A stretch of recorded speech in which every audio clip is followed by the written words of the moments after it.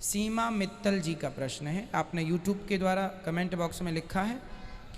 मेरा सवाल यह है कि माता सीता जी ने हनुमान जी को भोजन के लिए निमंत्रण दिया था, तो हनुमान जी की भूख एक तुलसी के पत्ते से शांत हुई थी, क्या यह सत्य है? हाँ, ये सत्य है।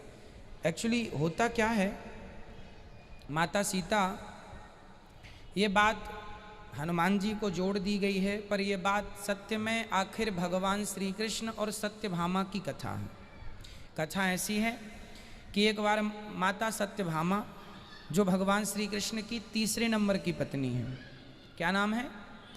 सत्यभामा, उन्हें अभिमान आ गया कि मैं बहुत सुंदर हूँ और मेरे पास बहुत संपत्ति है, मेरे पास बहुत, हर रानी से ज़्यादा जेवरात सत्यभामा जी के पास थे, सोना चांदी, तो उनको थोड़ा एटीट्यूड आ गया कि मैं बहुत हूँ। तो एक बार नारद जी ने कहा कि आप हमें कुछ दान दीजिए। तो क्या दान दें? नारद जी ने कहा कृष्ण को दान कर दो। तो दे दिया। अब कृष्ण को लेकर जाने लगे। सत्यभामा ने कहा मेरे पति ना ले जा। बोले मैं तो अब गया क्योंकि आपने दे दिया। तो फिर नारद जी ने कहा कि इनके वजन का सोना यदि आप हमें दे दें तो हम कृष्ण को छोड़ सकते हैं। तराजू बांधी गई, एक पलड़े पर श्री कृष्ण बैठे, दूसरे पलड़े पर सत्यभामा जी का सारा सोना रखा गया। पर सारा सोना भगवान का कहाँ पार पा सकता था? जितना सोना रखें भगवान तो भगवान है, उनका वजन कम ही ना हो। बढ़ता गया, पूरा धन रख दिया। यहाँ तक कि माता सत्यभामा रोने लग गईं। तब माता रुक्मणी जी को दया आई और रुक्मणी जी ने कहा बहन, ये कृष्ण कन्हैया हैं, इनको अभिमान से नहीं तौला जा सकता, इन्हें धन से नहीं खरीदा जा सकता, ये तो प्रेम के अधीन है। ये तुलसी का पत्ता प्रेम से चढ़ा दो, ये तो तुलसी के पत्ते में ही रीझ जाते हैं, इन्हें रिझाने के लिए कोई किलो 2 किलो सोने की जरूरत थोड़ी है। पत्रम पुष्पम फलम तोयम यो में भक्त्या प्रयच्छति। तुलसी का पत्ता चढ़ाया, तो तुलसी का पत्ता चढ़ाने से वो वजन सत्यभामा जी के सोने चांदी का सब एक तरफ हो गया। भगवान तुल गए, मतलब भगवान भक्त के वश में हो गए। तब माता सत्यभामा का अभिमान टूटा। यही बात हनुमान जी की कथा से लोग जोड़ देते हैं, पर माता सीता के संदर्भ में ये कथा है नहीं। लोग जोड़ दें माता सीता का नाम लेके तो अलग विषय है। यथार्थ में कथा ऐसी है कि कृष्ण और सत्यभामा के सब्जेक्ट में ये बात कही गई थी।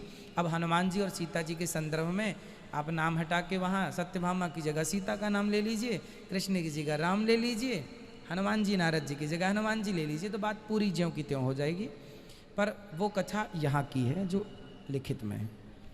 ठीक है, सीमा मित्तल जी, रोहित जी का सवाल है। जय श्रीमन्नारायण। गुरु जी, भगवान शिव जी के यहाँ शिव जी के जटा से गंगा क्यों निकलती है? क्योंकि गंगा जी को भगीरथ जी ने प्रकट किया। तो गंगा जी आईं तो उन्होंने कहा कि मेरा वेग इतना है कि तुम सह ना पाओगे, पृथ्वी सह ना पाएगी, पृथ्वी फोड़ के पाताल चली जाएंगी गंगा। क्या करें? बोले शंकर जी से कहो।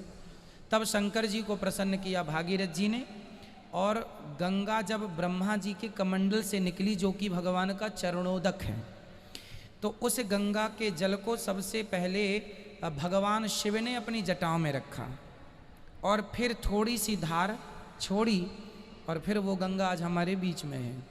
तो शिव गंगा धारण करते हैं। अच्छा, शिव जी अपने जटाओं पे गंगा इसलिए धारण करते हैं क्योंकि गंगा है भगवान का चरणामृत, और भगवान शंकर हैं भगवान नारायण के भक्त, तो भगवान का चरणोदक सदा अपने माथे पे रखना चाहिए। तो शंकर जी चरणोदक रखते हैं, इसलिए गंगा चरणोदक है। इसलिए शिव जी सदा उसे, जब आप ठाकुर जी को नहलाओ ना, गोपाल जी को, तो जो नहलाने के बाद पानी बचता है उसे चरणामृत कहते हैं। उसे पीना चाहिए, उसे सिर पे लगाना चाहिए और फिर तुलसी क्यारी में डालना चाहिए, नाली में नहीं डालना चाहिए उस जल को। ठीक है, तो इसलिए वो चरणामृत है, इसलिए